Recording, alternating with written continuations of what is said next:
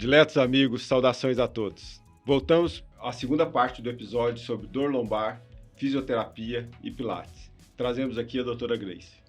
Olá, obrigada pelo convite. Vamos continuar aqui tirando as dúvidas. Sempre muito bom conversar sobre pilates. É extremamente prazerosa. Doutora Alessandra. Muito obrigada. A gente aproveitou ainda os bastidores para ficar fazendo consulta aqui com a Grace. Então, assim, se alguém tiver dúvidas e tudo, assim, podem enviar. Encaminhar a clínica que repassaremos a doutora Grace também. A gente vai aproveitando dela. Doutora Bruna. Obrigada. Bom, a gente estava falando no episódio passado, né, sobre a fisioterapia em fase aguda, né? Sobre qual seria a melhor forma da fisioterapia em uma doença aguda de dor, né? Qual seria a melhor forma? E a dúvida era justamente essa, que às vezes o tratamento é insuficiente. Por isso que às vezes o doente, né, ele tem a percepção que a fisioterapia não funciona. Não funciona. Tá. Bom, com o Pilates você consegue acompanhar melhor essa evolução do doente, né? Sim. O doente não é aquele doente que tem uma dor aguda, ele tem o que poderia ser caracterizado como um desconforto, talvez, né? Sim. E aí o trabalho é sempre gerar desafios novos. Por exemplo, a dor é lombar. Então, você teve dor essa semana? Após a última aula, você ficou bem? Eu preciso saber como que o corpo dele se comportou após aqueles exercícios da aula anterior. E aí a gente começa a propor exercícios um pouquinho de grau de dificuldade maior, né? E vamos observando, né? De repente, algum exercício que a gente passe, pode ser que ele sinta um desconforto depois. Por isso, tem que ficar atento. E aí, eu tenho que saber que aquele exercício para aquele aluno não funcionou nesse momento, mas mais para frente tentaremos novamente. No Pilates, por exemplo, a pessoa, quando ela começa a fazer a prática de musculação, ela queixa que, tô doendo, queixa de um tipo de dor. No Pilates também tem isso? Tem. Ele começar a fazer... Tem. E assim, para não desanimar a continuar... Então, eu preciso descobrir que tipo de dor que é. Então, vamos lá. Tem aquela dor do exercício. Sim. Acúmulo de ácido lático, enfim. Que eu digo que é a dor gostosa. Eu adoro sentir essa dor. Opa, o que eu tô fazendo tá resolvendo. Ou aquela dor de lesão. Aquela dorzinha mesmo que machucou. Você sabe me descrever como que é essa dor? Então, eu preciso entender.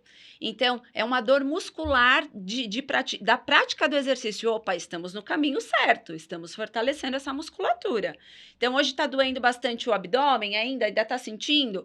Vamos focar mais em membro superior, inferior. Abdominal, a gente vai fazer 1 ou 2 só. Toda aula, eu tento explorar o corpo todo. A gente tenta trabalhar tudo. Então, precisamos alongar. Músculo alongado é um músculo muito mais resistente, menos suscetível a lesões, tá? Por isso que o alongamento é muito importante. A gente vai trabalhar fortalecimento muscular, tentando explorar o corpo inteiro, e a mobilidade de coluna sempre, toda aula, isso tem que entrar, tá? E no quesito alongamento, ele não deve... Tem gente que defende que se faça uma aula de alongamento. Tem gente que se defende que se faça o alongamento antes do exercício, né? Na sua opinião, qual que seria o mais adequado, né? Vamos assim dizer. Olha, uma pessoa que treina na academia e tem lá o horário do alongamento, normalmente 40 minutos de aula, 30 minutos só alongamento, super ok, super tranquilo. No Pilates, eu gosto de fazer um pouquinho de alongamento no início e um pouquinho no final. Por quê? Como eu te comentei no episódio anterior, os alongamentos são ativos, não é aquele alongamento paradinho. Funciona meio que como um aquecimentozinho já, né? Então, eu acho muito bacana. E no final, já se exercitou, já cansou, vamos alongar e terminou o alongamento, tem o relaxamento. Então, a pessoa sai dali numa boa, né? Eu acho bacana. Igual você falou, né? Tem o alongamento ativo e o passivo. Às vezes o passivo é gostoso, mas ele não exerce Exatamente. A finalidade. O ativo é mais gostoso quando alguém faz para você, né? Você tá lá com o personal vai lá, põe força, ufa, soltou, relaxou. Mas o Pilates a gente tem que explorar movimento, amplitudes de movimento, enfim. Então, o ativo é mais benéfico. Inclusive, a gente consegue fazer algumas correções. Por exemplo, a pessoa tem dificuldade em fazer a flexão da coluna, enrola a coluna, desenrola a coluna. A gente usa muito esse termo. E durante, como é muito repetitivo no alongamento, às vezes eu coloco até uma bola na frente. Tem a dificuldade de fazer o curvar-se, você vai colocar as mãos sobre a bola e vai acompanhar o movimento dela. Então, ele aprende outros movimentos, além de estar somente alongando. Mudando um pouco de assunto, a população ela está ficando um pouco mais velha, né? Uhum. Imagino eu que as pessoas que têm hoje 85 anos, elas nem tinham essa expectativa de vida quando elas eram mais jovens. A gente sabe que o idoso ele tem sarcopenia, tem um punhado de coisas. O Pilates seria indicado ao paciente, e assim, lembrando que idoso, acima de 80 anos, para a gente não ser criticados aqui. Super indicado, super. Temos horários com trio de idosos, pra você ter ideia. E eles amam, eles se divertem durante a aula, é muito bacana. Eu gosto muito de trabalhar com o público idoso, eu aprendo muito com eles, Sim. né? E muitos chegam com aquela queixa, ai, que saco, olha, eu tô vindo porque minha filha tá me obrigando. O médico mandou, então eu tô obedecendo, eu tô vindo. Ai, mas eu não gosto de atividade física, eu não gosto. Muitos começam uma vez por semana para ver se vai se adaptar Uhum. e ficam conosco muito tempo. Eu tenho um aluninho, assim, já faz Pilates há 12 anos. Nossa. É. E trazem os coleguinhas, E sabe? os outros assim? benefícios? Porque eu tive a impressão, você botou a gente para andar na linha e tal. Então, assim, em termos de equilíbrio, dessa outra parte da consciência corporal. Exatamente. Muitos chegam após uma queda, uma fratura, sofreu uma lesão ferrada por perda de equilíbrio, caiu, tal, resolveu essa questão, o médico fala, precisa trabalhar equilíbrio, vai para o Pilates. Eu foco muito nas aulas a questão do equilíbrio. Tem uma linha lá no chão, né, doutor? No slackline. Opa, é fácil, hein? Muito Slackline. difícil. E os idosos, toda aula tem que fazer Que aquilo o idoso ali. em si ele é propenso, né? Tem doença do labirinto, envelhecimento Exatamente. cerebelar. Então, assim, eles. Eu já tô na parte do idoso, que é doença do labirinto, essas outras coisas, meu. Além, assim, a gente precisa trabalhar muito a questão da força muscular com eles. Tem baixíssimo impacto, Pilates. Para quem não conhece, a gente usa os equipamentos são com mola, diferente da musculação com peso. Então, o impacto é muito pequeno. Então, dá para trabalhar bastante. Tem dificuldade em ficar de pé? Dá para fazer deitado, tem um aparelho Cadillac ali, dá para fazer confortavelmente vários exercícios. Pilates não é repetitivo, pode ser, é muito criativo. A gente usa muito da criatividade no estúdio de Pilates, né? Então a pessoa não fica, ai, coisa chata, não gosto. Sempre tem novidade a cada aula. Parte da aderência ao tratamento, né, realmente seja algo prazeroso. Mesma coisa você falar, você vai ter que levar uma martelada no dedo toda vez. Ninguém vai. Ninguém vai. Entendeu? Então a questão do baixo impacto é muito favorável, né? Fortalece ganho muscular, melhora do equilíbrio, melhora muito, muito o equilíbrio. Eu falo para ele, olha, até para cair, vocês têm que cair com classe, sem se machucar, tem que saber cair, né? Para evitar uma lesão, uma fratura, enfim. E a questão também melhora ansiedade, depressão. Nossa, quanto benefício. Tudo isso. Melhora bastante a questão do sono também. Eles relatam que dormem melhor o dia que faz o Pilates, vão animadinhos para a aula. Existe alguma contraindicação? Eu particularmente acho que não, tá? Mas só para não passar despercebido esse ponto. Contraindicação? Não. Pacientes alunos mais difíceis, seria indicado fazer o acompanhamento com o personal, para poder estar ali em cima o tempo todo, né? Desse aluno, para evitar qualquer tipo de acidente. Porque, como eu te falei, eu tenho que propor desafios para essa pessoa. Então, nunca vai ser uma aula fácil, que a pessoa... Eu vou ter que estar ali do lado, né? Desequilibrou, eu estou ali para segurar, enfim. Então, eu acho que é mais essa questão mesmo, tá? E para crianças... quando é muito pequenininho, para o Pilates a gente precisa de foco, concentração. Você não está ligado ali na aula, no movimento, você não consegue efetuar legal fazer aula direitinho, tem que estar concentrado. Criança ainda não tem essa A dificuldade partir de que idade concentração. que você já trabalhou? Olha, eu atendi a partir de 10, eu já tive um aluninho de 10 anos. Foi uma recomendação médica por conta de escoliose. Mas alguns falam a partir de 8 anos, tá? Mas sem a concentração fica muito difícil. Porque eles não conseguem pensar, eu preciso contrair, eu preciso associar com a respiração, contar o exercício, esticar o braço, dobrar a perna, enfim. A compressão do exercício que é a limitação aí no caso, né? Exatamente, exatamente. Antigamente, por exemplo, tinha, não sei, talvez tenha ainda, né, acredito eu, as aulas de educação física. Tá? Eu, pelo menos, no primário, fiz aula de educação física.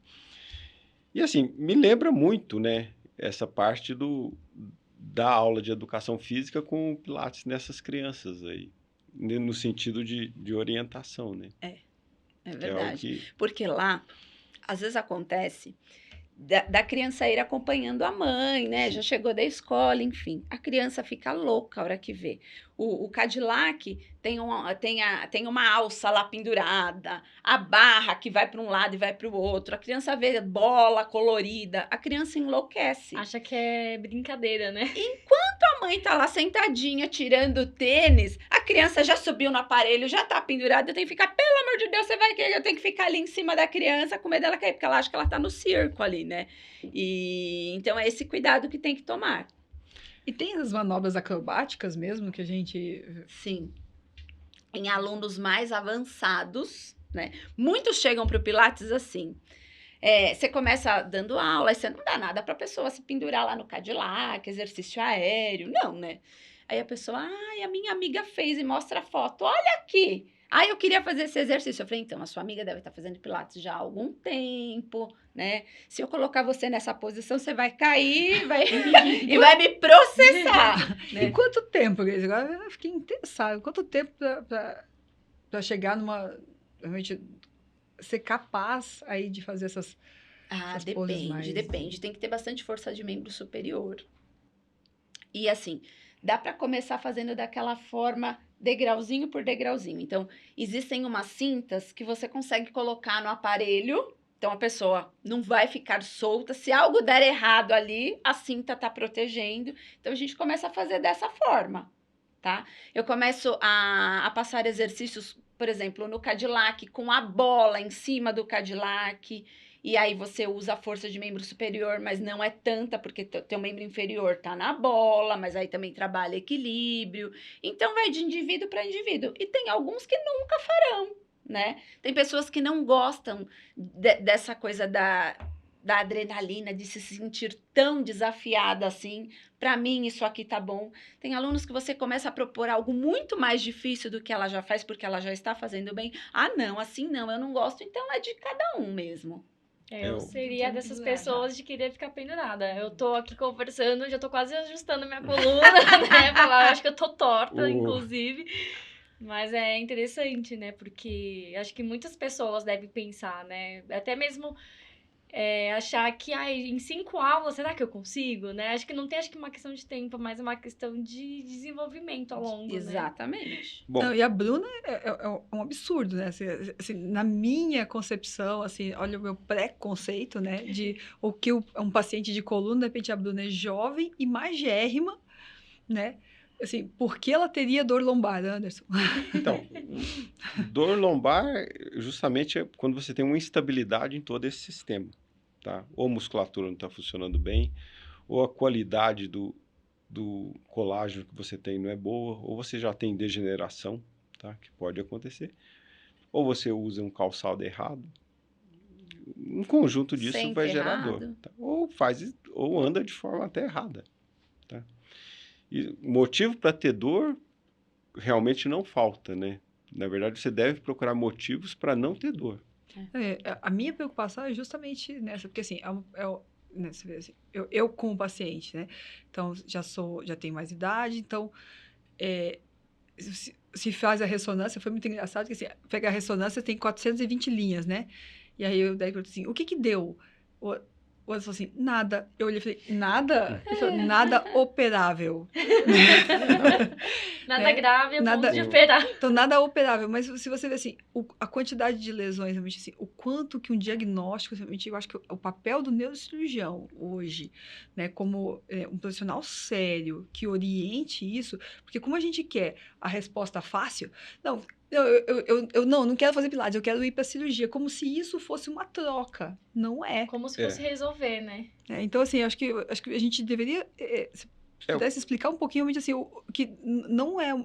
As indicações são diferentes e mesmo você operando, isso não vai te dar assim, eu vou operar e eu não preciso mais cuidar e fazer pilates ou fazer nada. Na verdade, a cirurgia da coluna, né? Ela não é profilática. Você fala assim, eu vou operar agora para não ter dor da coluna. Na verdade, o que você tem para dar para o doente se ele não tem dor? Você vê lá o doente com processo degenerativo, mas o que o senhor sente? Nada. Então, O exame não é operável. Então, você opera quando você tem um risco de perda funcional. Tem uma hérnia de disco extrusa, foraminal, o pé vai ficar caído. Então, é melhor operar. Lembrando que o doente já tem uma degeneração, já tem um envelhecimento da coluna. Tá? Você não dá uma coluna nova, né? Assim, me dê uma coluna modelo 2022 que eu vou colocar aqui. Isso não existe. Por isso que a gente insiste muito no caso que não é cirúrgico, que seja tratado clinicamente de forma adequada. Porque, assim, existe inclusive um perfil do doente. Você vê que é o doente que tem um sobrepeso, é o doente que não faz atividade física, é o doente que às vezes passou e fez uma fisioterapia que não ajudou ele, tá? No sentido assim de que, fez calorzinho, infravermelho, né? inadequada. E assim, é difícil, o cara tá com dor, e só resta a cirurgia. Não é. Porque os passos que ele fez ainda não foram adequados.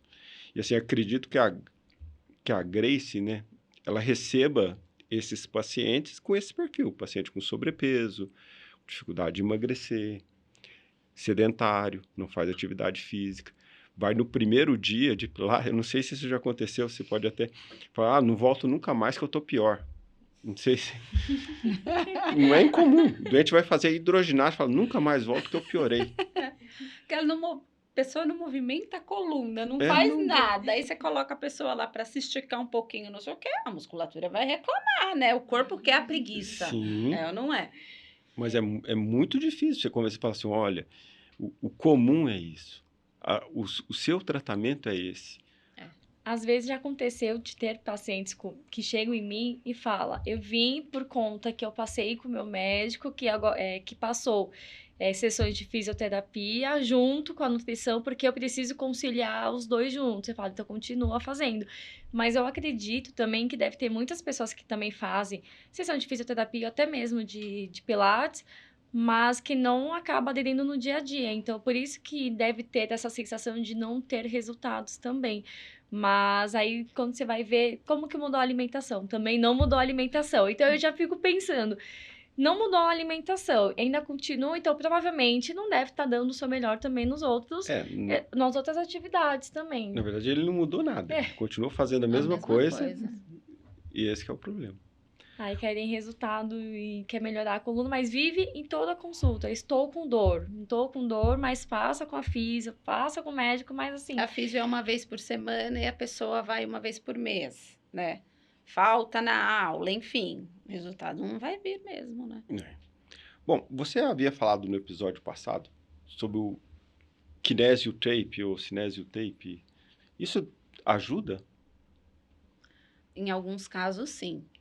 Então, assim, em alguns casos eu preciso limitar um movimento, né?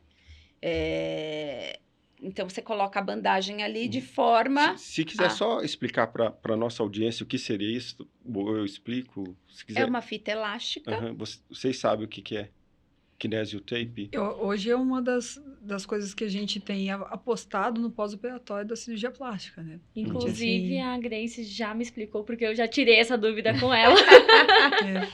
Realmente, acho que é um recurso que hoje está bastante explorado na parte estética. Né? Realmente, assim, é uma coisa que ajuda muito no pós-operatório, mas realmente eu desconheço a utilização dele na parte fisioterápica mesmo. das fitinhas coloridas, aquelas bonitas que a gente vê nos posts. Então, ele pode ajudar. Eu preciso limitar uma articulação. Então, você coloca ela, posiciona a fita dessa forma. Uhum. Essa fita forma uma contenção. Ela tem elasticidade e ela gruda super bem. Em alguns casos, pode ficar até 7 dias, enfim. Dor lombar. Então, existe...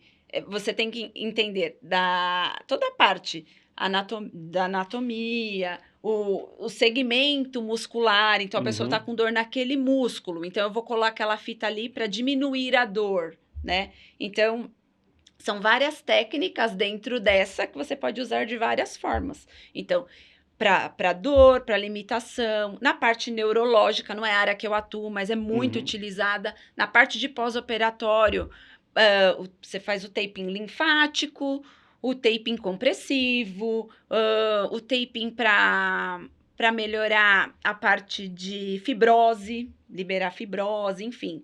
Então, é uma técnica muito rica que você pode explorar de várias formas, né? Bom, na sua estatística, com o Pilates, qual é a porcentagem de melhora mesmo? Desde que o paciente faça de forma adequada. De forma adequada? Eu acho que é melhora muito alto, né? 100%. 100%, né? Eu nunca tive uma queixa, eu não melhorei nada. Uhum. Existem aqueles que continuam com o desconforto, só que muito menor, né? Então, assim, eu ainda sinto dor, eu tenho que tomar cuidado na minha vida com o que eu faço, mas eu estou melhor. Mas muitos, meu remédio é o exercício, é o Pilates, enfim... Vão fazer pro resto da vida. Até enquanto estiverem vivos, ou farão. O que eu vejo é que a aderência ao Pilates, né? Depois que ele começa e melhora, ele fica. Eu acho que o contato inicial, que é o mais difícil, mas eu acho que é difícil pro doente. Pro doente. Para que ele passe essa fase de dor, né? Exatamente. Como eu já tinha comentado com vocês, muitos não têm ideia do que seja o Pilates, né? Então, acha que é uma coisa pro jovem... que é uma coisa muito acrobática, atlética, e que o médico tá doido de receitar. Mas eu, particularmente, já tinha outra ideia. Na verdade, como eu vou dizer, eu acho que talvez para o jovem ele como assim... monótono do que... não tem desafio, de repente... Se você não levá-lo a ser desafiado, será monótono. Então, assim, existem aulas e aulas. Então, tem que ser... Para um, terá que ser aquela aula mais tranquilinha, aqueles exercícios mais funcionaizinhos, né? Para aquela patologia. E para outros, o que eu acho... A minha opinião, né? O que eu acho interessante no Pilates é que no paciente idoso, vocês trabalham com isometria, isso já fortalece muito a musculatura dele. Entendeu? A menos que ele queira ficar igual o Arnold Schwarzenegger, aí ele faz outra coisa. Mas não tem jeito. Para termos de funcionabilidade, eu acho que é muito adequado. A isometria... Tá? Com o alongamento, eu acho que é uma associação que é muito... Aí sim, a depender da prática física da pessoa, que pratica uma luta, alguma coisa, eu acho que é extremamente interessante você fazer a isometria com alongamento. É algo que... Em tempos diferentes, né? Até como complemento, você fala. Em termos... Eu acho que, na verdade, para te proteger... Não, a isometria é extremamente importante. Quando a... Isometria é aquele exercício que você fica parado contraindo. É tipo só porque o pessoal fala isometria, Eu penso já na prancha. Só que no caso do Pilates, por exemplo, se eu colocar o paciente de pé para fazer um exercício de membro superior, a mola causa resistência. Se a pessoa não contrair o abdômen e sem perceber está contraindo a musculatura dorsal, ela vai fazer um movimento com a mola. Na hora que a mola vai voltar, no retorno da mola, essa pessoa vai se desequilibrar inteira. Ela é obrigada a contrair. E ela não precisa mandar essa informação. Eu preciso contrair aqui. Não precisa mandar essa informação para o cérebro. Já faz. Vai sozinho, porque o corpo já se defende. Opa, se eu não fizer isso aqui, eu vou cair, né? Então, essa é a diferença. a localização postural nossa, você sabe quando você monta exato. para cima, para Sim. baixo. Então, você aproveita o cérebro, o movimento natural da pessoa se equilibrar para Exatamente. obrigá-la a fazer. Aí, se você associa isso, você coloca a bola, por exemplo. Agora, hoje, você já está fazendo isso muito bem em pé. Hoje, você vai fazer sentado sobre a bola.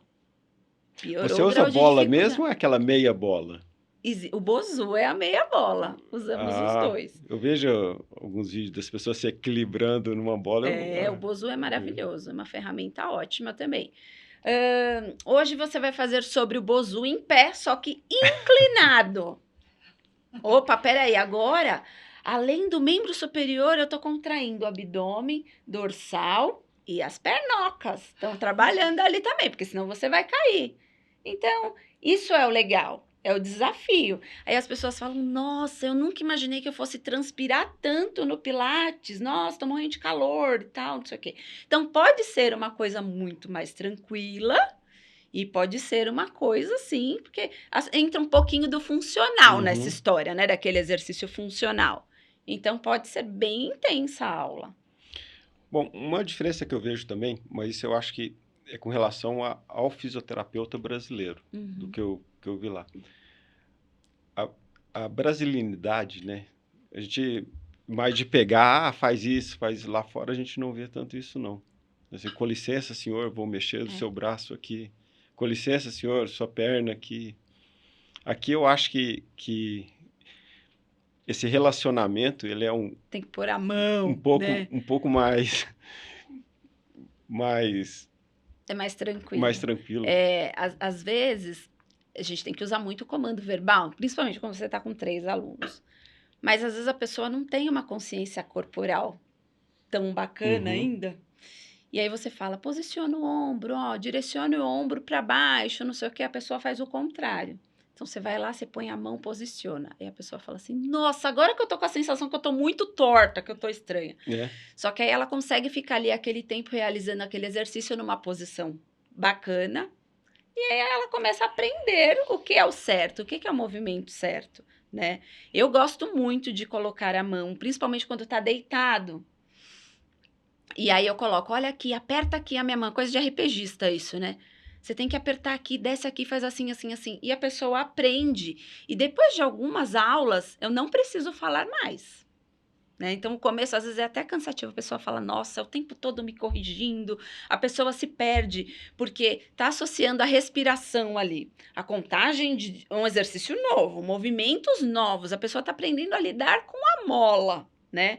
E fala, nossa, é muito difícil, não é para mim. Eu falei, calma, as 4 primeiras aulas serão assim, após isso, você vai tirar de letra. E realmente é isso que acontece. Mas a consciência corporal, por exemplo, não é incomum. Você vai tirar uma foto, o cara fala, direita o rosto. Você acha que você está olhando, mas o cara olha... Bacana. Mas é igual a Alessandra fala também. Nós não somos simétricos, tá? Não. Às vezes tem uma orelha que é mais alta, o olho mais alto. E você tenta equilibrar essas coisas todas. E a gente já tá acostumado com o errado, né? Então, se a gente tá com uma postura mais torta, que nem a Grace falou no episódio anterior, porque tá doendo em uma parte, fica na outra e acha que aquela posição é a certa, aí quando você vai ficar na posição certa, você fala, mas não tá legal. Então, porque a gente já se acostumou com o errado. Mas isso até para andar é diferente.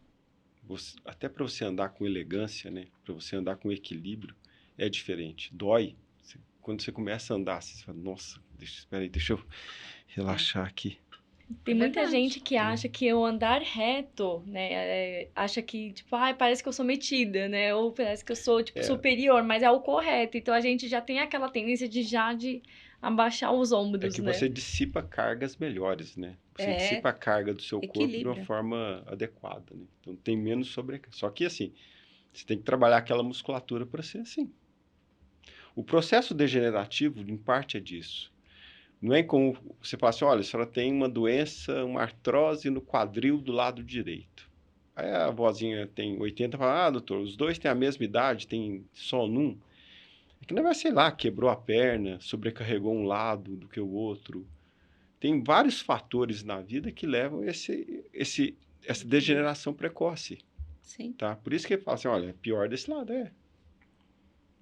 Bom, tem uma pergunta que encaminharam, né, pra gente, é que se o Pilates tem os mesmos efeitos da musculação. Eu acho que a gente conversou um pouquinho aqui, né?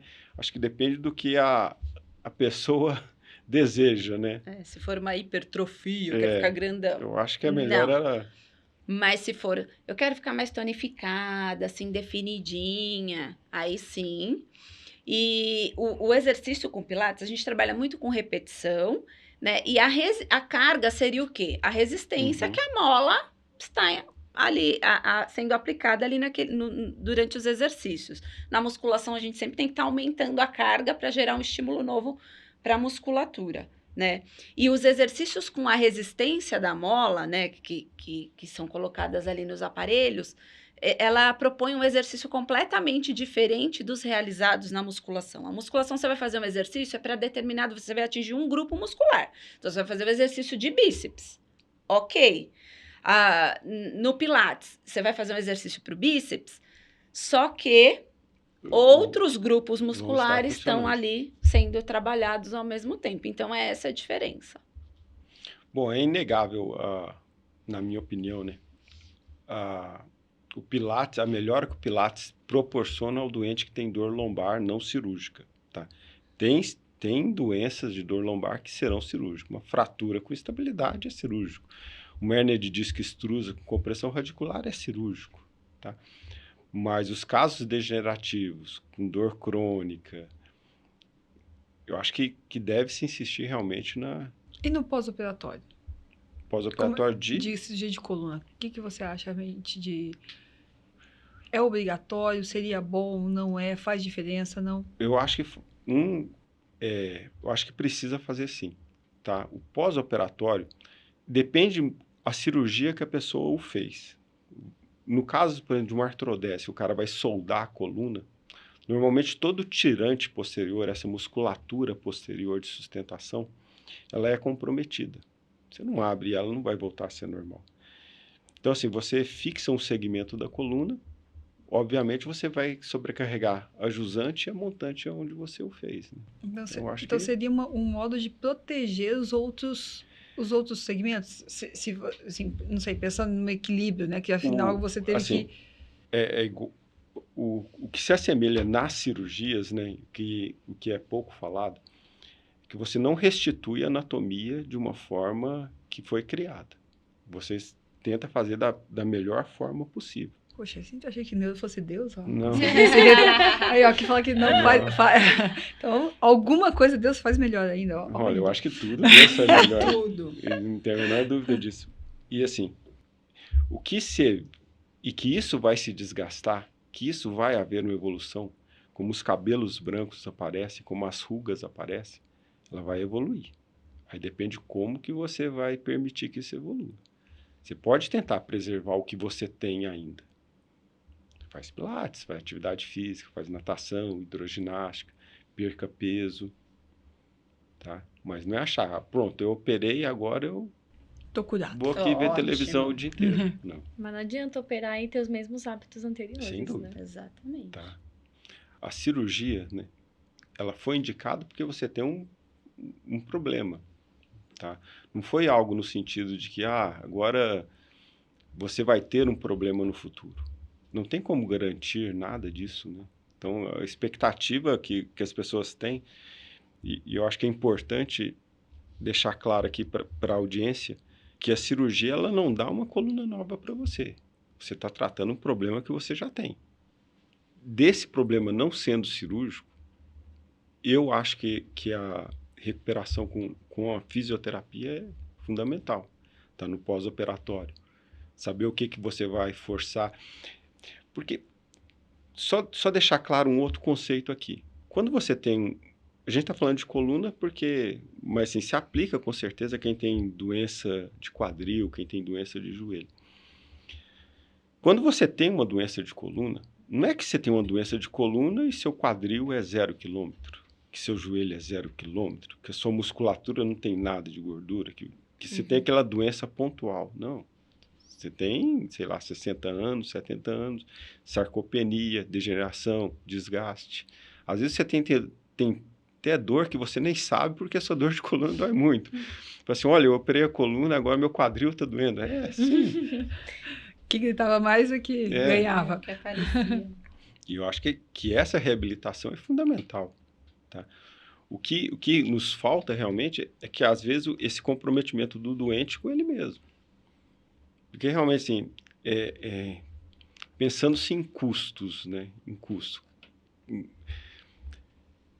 O cara tem que sair da casa dele, ter um tempo dele. Alguns pacientes hoje, 60 anos, eles ainda trabalham, entendeu? Tem que ter horário diferenciado, trabalham não sei quantas horas. Tá? Então, tem toda essa mecânica, né? Essa que o doente tem que pensar. Como que ele vai fazer. E, claro, para ele é muito mais cômodo operar e nunca mais precisar fazer nada, né? Mas não é o melhor para ele. E Tá. nem existe, né? A parte mágica, infelizmente, Bom, ainda não está na nossa mão. A parte mágica é com a cirurgia plástica que... Meus pacientes brincam muito assim. Doutor, e o que é definitivo para isso? Reencarnação. Ótima resposta. Reencarnação ajuda bastante.